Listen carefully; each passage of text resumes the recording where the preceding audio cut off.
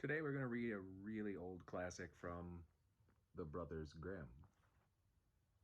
Um, so let's get started. The Frog Prince.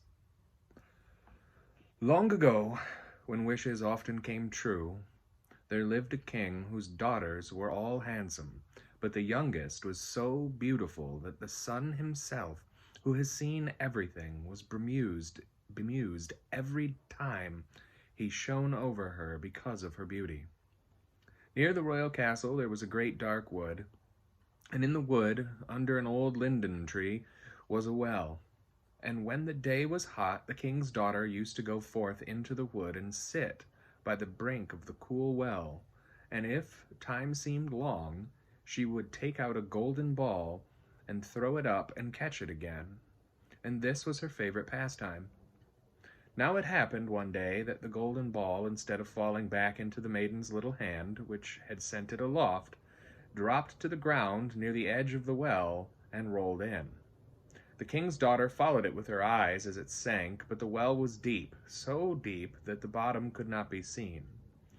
Then she began to weep, and she wept and wept as if she could never be comforted. And in the midst of her weeping she heard a voice saying to her, "What ails you, king's daughter? Your tears would melt a heart of stone." And when she looked to see where the voice came from, there was nothing but a frog stretching his thick, ugly head out of the water.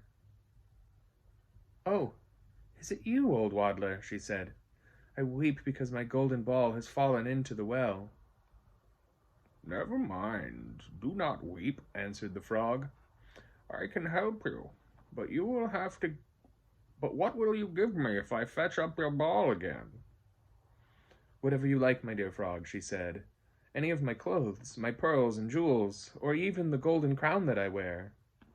"Your clothes, your pearls and jewels, and your golden crown are not for me," answered the frog. "But if you would love me and have me for your companion and playfellow, and let me sit by you at the table, and eat from your plate, and drink from your cup, and sleep in your little bed, if you would promise all this, then would I dive below the water and fetch your golden ball again." "Oh, yes," she answered. "I will promise it all, whatever you want, if you will only get me my ball again."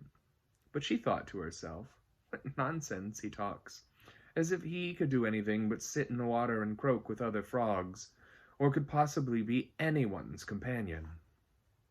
But the frog, as soon as he heard her promise, drew his head under the water and sank down out of sight.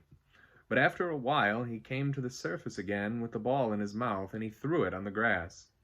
The king's daughter was overjoyed to see her pretty plaything again, and she caught it up and ran off with it. "Stop! Stop!" cried the frog. "Take me up too, I cannot run as fast as you." But it was of no use, for croak, croak, croak after her as he might, she would still not listen to him, but made haste home, and very soon forgot all about the poor frog, who had to betake himself to his well again.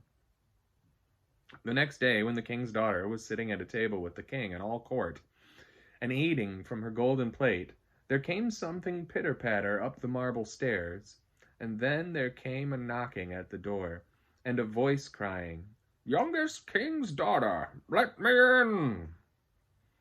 And she got up and ran to see who it could be, but when she opened the door, there was the frog sitting outside. Then she shut the door hastily and went back to her seat, feeling very uneasy. The king noticed how quickly her heart was beating, and said, "My child, what are you afraid of? Is there a giant standing at the door ready to carry you away?" "Oh, no," she answered. "No giant, but a horrid frog." "And what does the frog want?" asked the king. "Oh, dear father," she answered, "when I was sitting by the well yesterday, and playing with my golden ball, it fell into the water, and while I was crying for the loss of it, the frog came and got it again for me, on condition I would let him be my companion. But I never thought that he could leave his water and come after me. But now there he is outside the door, and he wants to come in to me."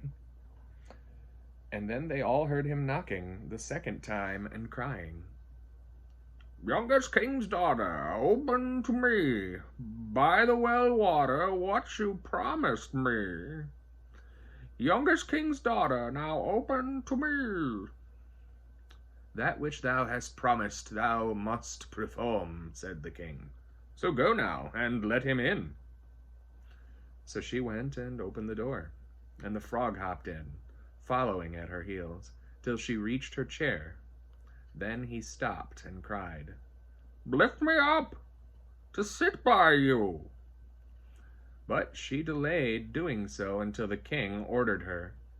When once the frog was on the chair, he wanted to get on the table, and there he sat and said, "Now push your golden plate a little nearer, so that we may eat together." And so she did, but everybody might see how unwilling she was. And the frog feasted heartily, but every morsel seemed to stick in her throat. "I've had enough now," said the frog at last, "and as I am tired, you must carry me to your room and make ready your silken bed, and we will lie down and go to sleep." Then the king's daughter began to weep, and was afraid of the cold frog, that nothing would satisfy him but he must sleep in her pretty clean bed. Now the king grew angry with her, saying, "That which thou hast promised in thy time of necessity must thou now perform." So she picked up the frog with her finger and thumb, carried him upstairs, and put him in a corner, and when she had lain down to sleep, he came creeping up, saying, "I am tired and want sleep as much as you. Take me up, or I will tell your father." Then she felt beside herself with rage, and picking him up, she threw him with all her strength against the wall, crying, "Now will you be quiet, you horrid frog?" But as he fell, he ceased to be a frog, and became, all at once, a prince with beautiful, kind eyes. And it came to pass that, with her father's consent, they became bride and bridegroom. And he told her how a wicked witch had bound him by her spells, and how no one but she alone could have released them, and that they two would go together to his father's kingdom. And there came to the door a carriage, drawn by 8 white horses, with white plumes on their heads, and with golden harness, and behind the carriage was standing faithful Henry, the servant of the young prince. Now, faithful Henry had suffered such care and pain when his master was turned into a frog, that he had been obliged to wear 3 iron bands over his heart, to keep it from breaking with trouble and anxiety. When the carriage started to take the prince to his kingdom, and faithful Henry had helped them both in, he got up behind and was full of joy at his master's deliverance. And when they had gone a part of the way, the prince heard a sound at the back of the carriage, as if something had broken. And he turned around and cried, "Henry, the wheel must be breaking." But Henry answered, "The wheel does not break, 'tis the band round my heart, that, to lessen its ache, when I grieved for your sake, I bound round my heart." Again, and yet once again, there was the same sound, and the prince thought it must be the wheel breaking, but it was the breaking of the other bands from faithful Henry's heart, because he was so relieved and happy. I would love to hear your opinions on the story.